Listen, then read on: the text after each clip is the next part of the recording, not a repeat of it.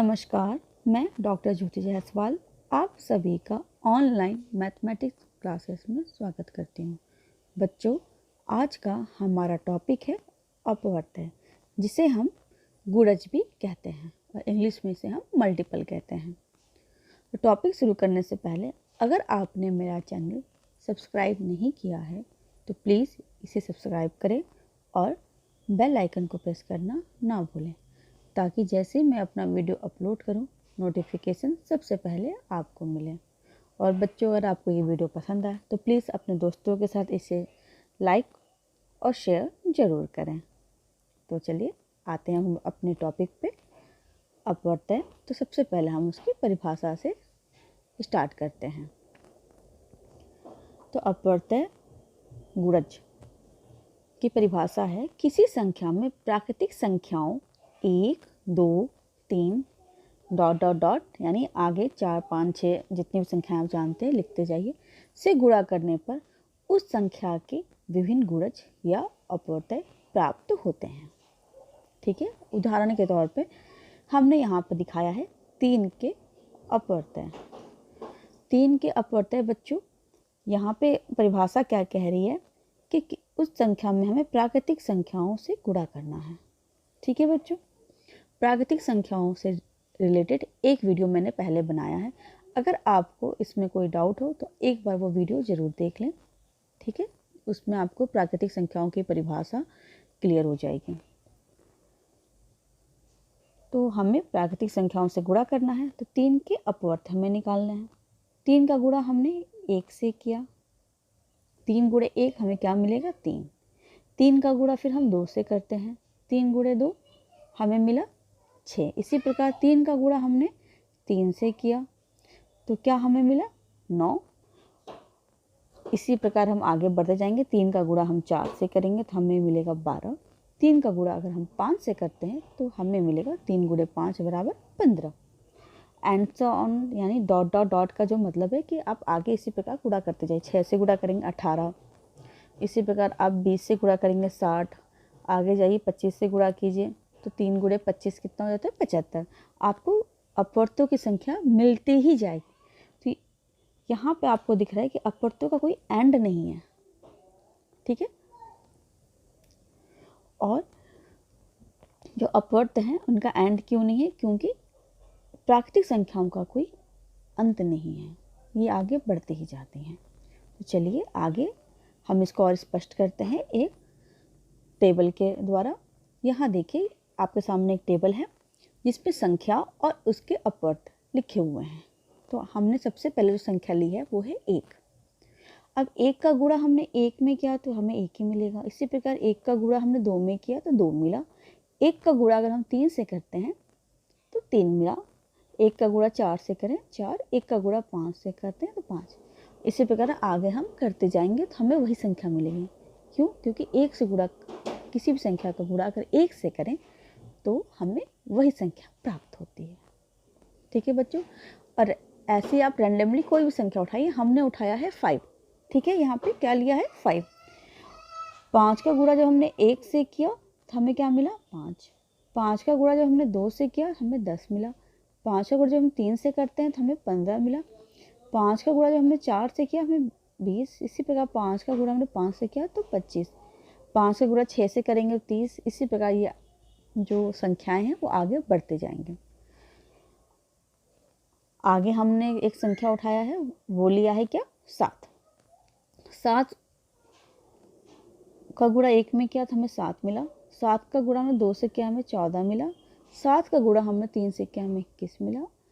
7 का गुणा हमने 4 से किया हमें 28 मिला। इसी प्रकार 7 का गुणा हम 5 से करेंगे हमें 35 मिलेगा। और ये संख्याएं निरंतर आगे बढ़ती जाएंगी। ठीक है, अब हम 12 पे आते हैं। अगर हमने 12 का गुणा 1 से किया तो हमें क्या मिला? 12। 12 गुणा 2 से किया तो हमें 24। 12 का गुणा 3 से किया हमें 36। 12 का गुणा हमने 4 से किया हमें 48। 12 का गुणा 5 से किया तो हमें 60। और 12 का गुणा हम 6 से करेंगे तो हमें 72। इसी प्रकार आगे की संख्याएं हमें मिलती जाएंगी। अब संख्या हमने ली है वो है 21, और 21 के अपवर्तय हमें निकालना है। अपवर्तय का मतलब होता है गुणज, इंग्लिश में से हम मल्टीपल करते हैं। मल्टीपल का मतलब क्या हो बच्चों, कि हमें मल्टीप्लाई करते जाना है, जिसे हम हिंदी में गुणा करते हैं, हमें गुणा करते जाना है।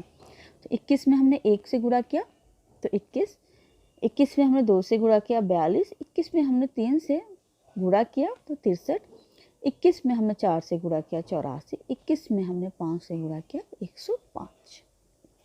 तो इस प्रकार हमें 21 के 5 अपवर्तय मिले।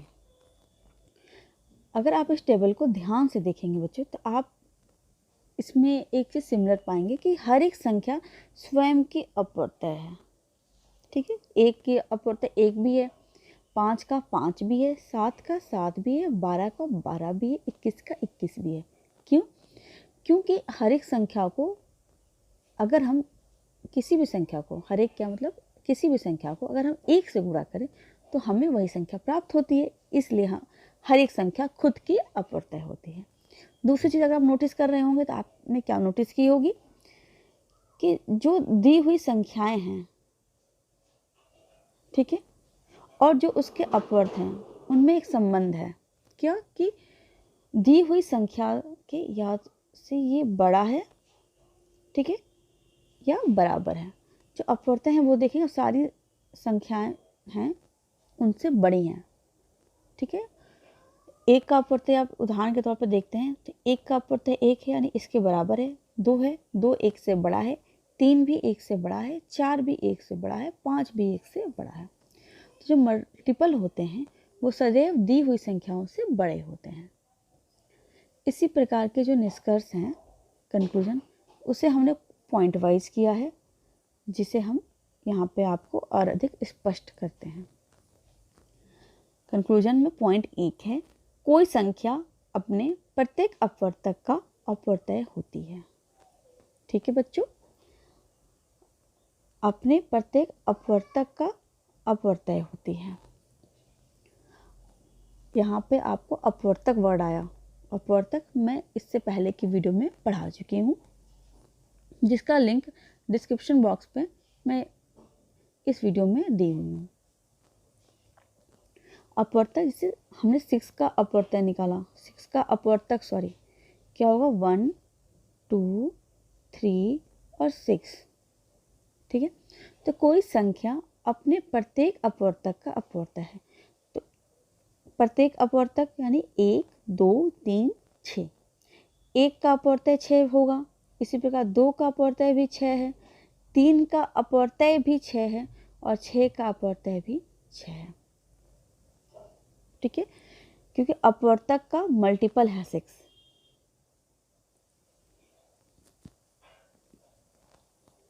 दूसरा पॉइंट है, किसी संख्या का प्रत्येक अपवर्तय उस संख्या से बड़ा या उसके बराबर होता है। अभी हमने टेबल में देखा कि हर एक संख्या खुद की अपवर्तय थी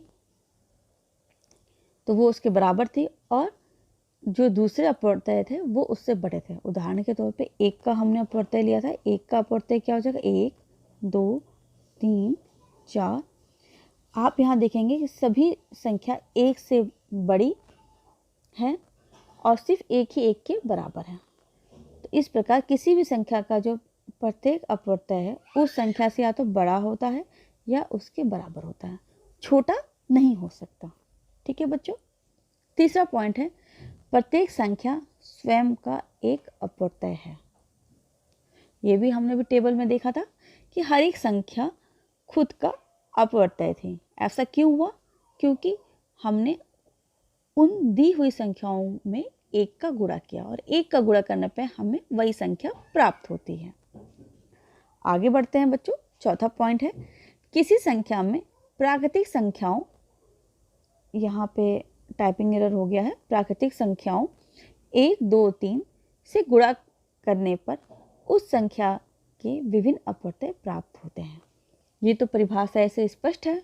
हम अपवर्तय प्राप्त करने के लिए हम क्या कर रहे थे, हम दी गई संख्याओं में प्राकृतिक संख्याओं से गुणा कर रहे थे। पांचवा पॉइंट है, किसी संख्या के अपवर्तयों की संख्या अपरिमित, अपरिमित का मतलब असीमित या अनलिमिटेड होती है। ऐसा क्यों है? क्योंकि जो प्राकृतिक संख्या हैं 1 2 3 4, इनका कोई एंड नहीं है, यह असीमित है, एंडलेस है, ठीक है। इसीलिए अपवर्तकों की संख्या भी एंडलेस होगी। क्यों? क्योंकि ये प्राकृतिक संख्याओं की गुणा से ही हमें प्राप्त हो रही है, ठीक है बच्चों। तो चलिए कुछ अभ्यास कर लेते हैं। अभ्यास प्रश्न है, निम्नलिखित संख्याओं के प्रथम 5 अपवर्तक निकालिए। बच्चों ये तो बहुत आसान लग रहा होगा आप लोग को। अब चलिए पहला संख्या है 4। अब 4 का 5 अपवर्तक निकालना है, ठीक है।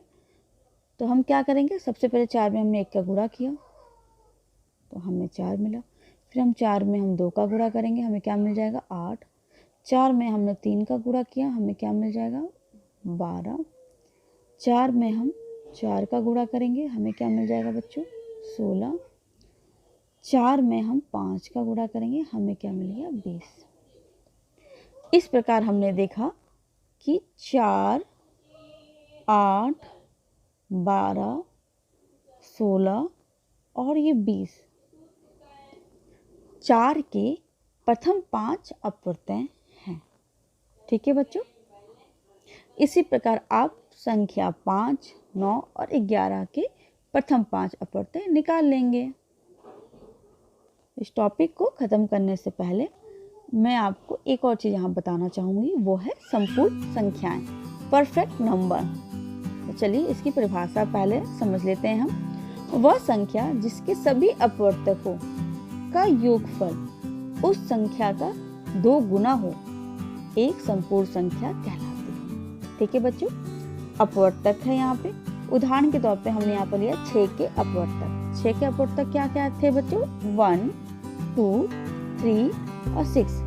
अपवर्तक का मतलब होता है कि वह दी हुई संख्याओं को पूरी तरह विभाजित करते हैं, ठीक है।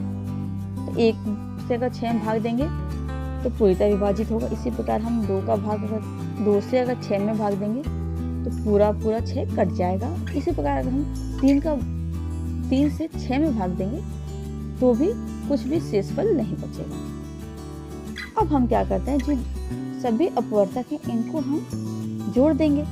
चलिए जोड़ते हैं।